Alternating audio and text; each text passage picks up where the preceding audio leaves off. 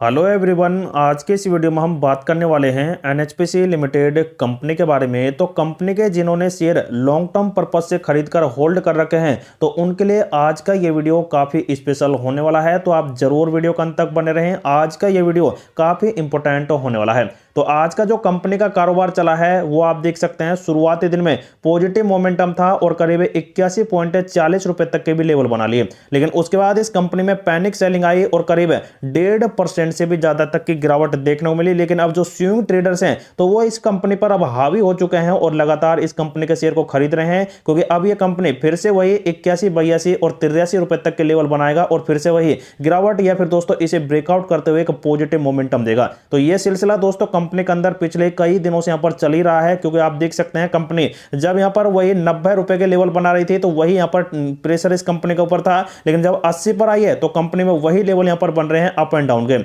लेकिन दोस्तों इस कंपनी में तेजी आखिर आ क्यों नहीं रही है? क्योंकि इस कंपनी को दोस्तों एक तो ऑर्डर नहीं मिल रहे हैं और दूसरी साइड जो कंपनी के पावर प्लांट हैं जो दोस्तों यहां पर करीब 2027-28 के आसपास तक चालू हो पाएंगे, जो यहां पर रनिंग में है। लेकिन दोस्तों जब ये 2028 के आसपास अपने पावर प्लांट लॉन्च कर लेगा तो यहां पर लॉन्ग टर्म जो शेयर होल्ड कर बैठे हैं तो उनके लिए काफी बड़ा अपडेट रहेगा, क्योंकि कंपनी उस टाइम में बहुत ही अच्छे मुनाफे दर्ज कराएगी और उसी वजह से कंपनी का शेयर लगातार दोस्तों बहुत ही अच्छे मोमेंटम के साथ प्रॉफिट देगा। लेकिन दोस्तों जो कंपनी का आज पैनिक चैनल बन रहा है उसकी वजह से आप देख सकते हैं कंपनी में आज बहुत ही बड़ा यहां पर सेलिंग प्रेशर बना है, जो आप देख सकते हैं करीब 1 करोड़ के आसपास कंपनी में आज यहां पर वॉल्यूम बना है और पिछले दिन कंपनी में 2 करोड़ के आसपास का वॉल्यूम था, जो लगातार दोस्तों कंपनी का यहां पर बढ़ तो रहा है। लेकिन दोस्तों सेलिंग प्रेशर सबसे ज्यादा है और उसी वजह से यहां पर कंपनी का इतना वॉल्यूम बना है। जैसे कि आप देख सकते हैं करीब 1 करोड़ और 25 लाख के आसपास कंपनी के अंदर एनएससी पर वॉल्यूम बना और जिनमें से करीब 50% डिलीटेड है। तो दोस्तों धीरे धीरे कर कंपनी के शेयर को वैसे यहां पर खरीदा तो जा रहा है, लेकिन दोस्तों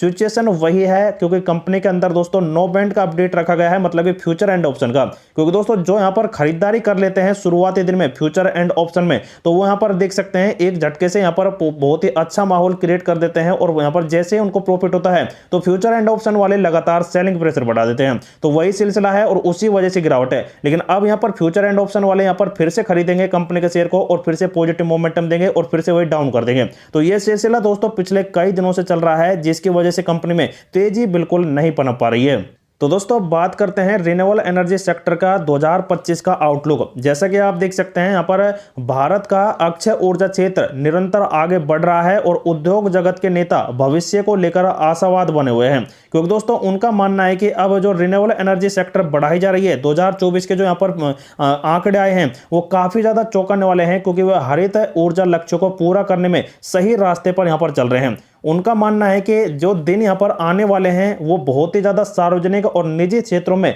बड़े सहयोग के परिणाम यहां पर होंगे और अब यहां पर कुल मिलाकर 452 गीगावाट कुल बिजली उत्पादन हो रही है भारत के अंदर, जिसमें रिन्यूएबल एनर्जी सेक्टर का काफी बड़ा योगदान है। और जो कोप 26 यहां पर 2021 में लाया गया था तो उसके अंदर 500 गीगावाट का टारगेट रखा गया था और उस पर ही दोस्तों बहुत ही सफल परिणाम मिल रहे हैं। और जैसा कि आप देख सकते हैं 45% तक यहां पर कम करना है जो यहां पर कार्बन डाइऑक्साइड उत्सर्जन करने वाले यहां पर प्रोजेक्ट हैं उनको, और 2070 तक शुद्ध शून्य उत्सर्जन की प्रतिज्ञा यहां पर ली गई है और उसी पर फोकस यहां पर किया जा रहा है। वर्ष 2025 में प्रवेश करते हुए उद्योग जगत के लोगों का मानना है कि रिन्यूएबल एनर्जी सेक्टर या फिर नवीकरण ऊर्जा के क्षेत्र में अब तक की यहां पर सबसे अच्छी प्रगति रहेगी।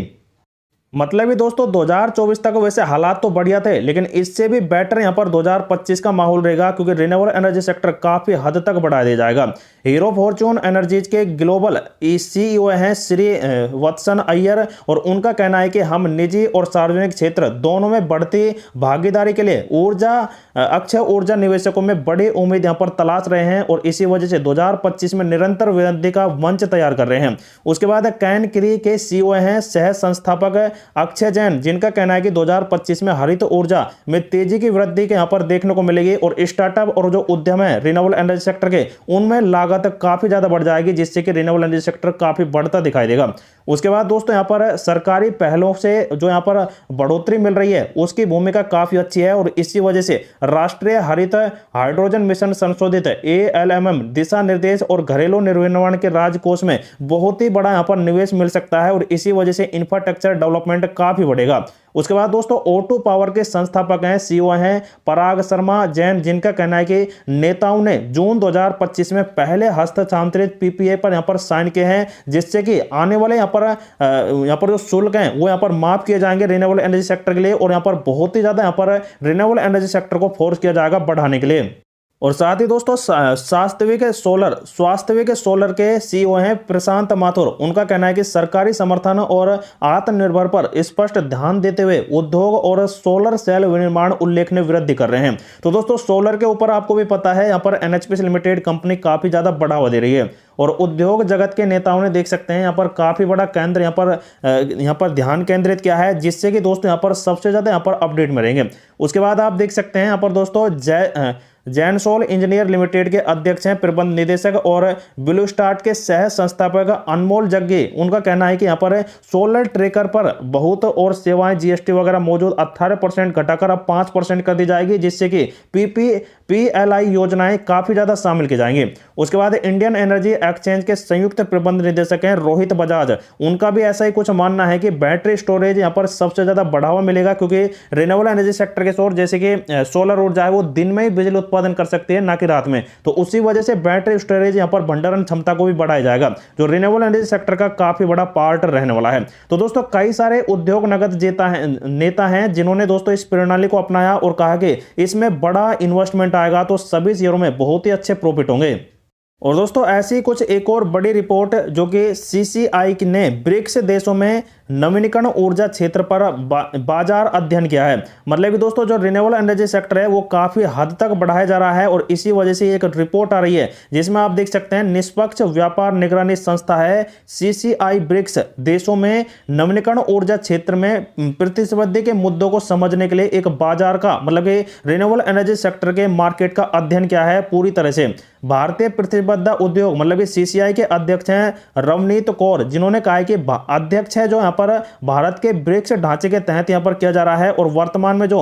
आर्टिफिशियल इंटेलिजेंस मतलब कि एआई और प्रतिस्पर्धा बाजार अध्ययन भी कर रहे हैं, क्योंकि रिन्यूएबल एनर्जी सेक्टर से बहुत ही ज्यादा यहाँ पर एआई को यहाँ पर सपोर्ट मिल सकता है। और इसी वजह से उन्होंने कहा है कि यहाँ पर सीसीआई ने ब्रिक्स देशों में नवीनीकरण ऊर्जा क्षेत्र में प्रतिबद्ध मुद्दों को प्रतिक्रिया यहाँ पर शुरू कर दी है, और कहा है कि ब्राजील, रूस, भारत, चीन ही शामिल थे, लेकिन अब दक्षिण अफ्रीका को भी शामिल कर लिया गया है, जिससे कि रिन्यूएबल एनर्जी सेक्टर और भी ज्यादा बढ़ेगी। तो देखा जाए तो दोस्तों इस सीसीआई की एक बहुत ही बड़ी रिपोर्ट ये आ रही है। तो दोस्तों ये थी दो रिपोर्ट्स जिनकी वजह से दोस्तों रिन्यूएबल एनर्जी सेक्टर फ्यूचर में काफी ज्यादा बड़ा स्कोप खड़ा करेगा, और उसकी वजह से लॉन्ग टर्म वाले निवेशक भी काफी ज्यादा मालामाल हो जाएंगे। लेकिन जो मैंने आपको कल सपोर्ट बताए थे उनमें से कंपनी 78 रुपए तक के लेवल को यहाँ पर टच कर गई, लेकिन अब पॉजिटिव सेंटिमेंट्स कुछ बन रहे हैं। अब जैसा कि आप देख सकते हैं कंपनी का ये लेवल जो यहाँ पर देख सकते हैं 78 का है, और दूसरा है जो लगभग 75 का है, जहां तक कंपनी आ भी सकती है, क्योंकि पैनिक सेलिंग दोस्तों बहुत ही हावी है इस कंपनी के ऊपर, और उसी वजह से कंपनी में गिरावट के चांसेस हैं। जैसा कि आप देख सकते हैं करीब मार्च 2024 तक के यहाँ पर डाटा है, जिसके अनुसार देख सकते हैं कुछ लेवल्स बन रहे हैं, और इनके अनुसार ही दोस्तों कंपनी में कुछ तेजी या फिर यहाँ पर गिरावट के सिग्नल मिल रहे हैं। जैसा कि आप देख सकते हैं अगर कंपनी गिरावट और कराती है तो यहाँ पर आएगी, और उसको ब्रेकडाउन करती है तो 75 के लेवल बन सकते हैं, लेकिन इतने कम दामों पर इस शेयर को कोई नहीं छोड़ेगा, और कंपनी के शेयर को फिर से यहाँ पर खरीदेगा और तेजी इस कंपनी में पनप जाएगी। तो ये स्ट्रेटेजी रह सकती है, लेकिन जो भी कंपनी में सेल बाय करता है तो उनके लिए ये वीडियो इन्फॉर्मेटिव पर्पस से प्रोवाइड कराया गया है। तो दोस्तों आप खुद का रिसर्च करें, खुद का एनालिसिस करें, और अपने फाइनेंशियली एडवाइजर से जरूर सलाह ले लें। उसके बाद इस कंपनी में आप अपना डिसीजन ले सकते हैं।